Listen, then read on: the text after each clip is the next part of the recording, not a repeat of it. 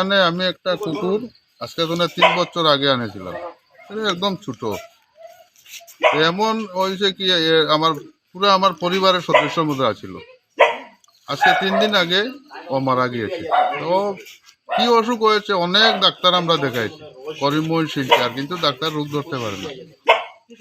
আমরা পুরো একদম মনে করেন আমার ছেলের মতো ওকে পালন করি।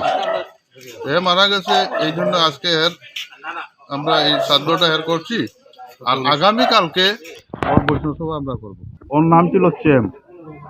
আর এর যে শ্রাদ্ধ শান্তি আমরা করছি পুরো আমরা হিন্দু রিবাজে যেরকম করা হয়, আমরা মানুষ মারা গেলে সেম এরকম করা হচ্ছে।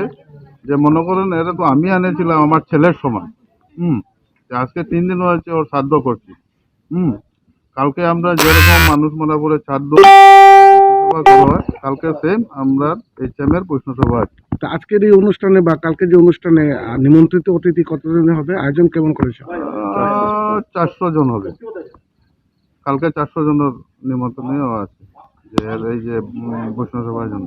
তো আজকে তার শ্রাদ্ধটা কে করেছিল? শ্রাদ্ধটা করেছে আমি, মানে আমি এর গার্জিয়ান হিসাবে। কি নাম আপনার? আমার নাম বাপন কর। আপনার বাড়িতে আরো কি? হ্যাঁ, আমার ঘরে আরো একটা কুকুর আছে রকি। আরো আমার বাসাতে আছে আরো 3টা। একটার নাম আছে পুচু, একটার নাম আছে পেপসি, আর একটা আছে শেরু। আর ওই চেমটা ছিল সবের ছোট। এই বাসার কুকুরের মধ্যে সবচেয়ে ছোট সে আছিল।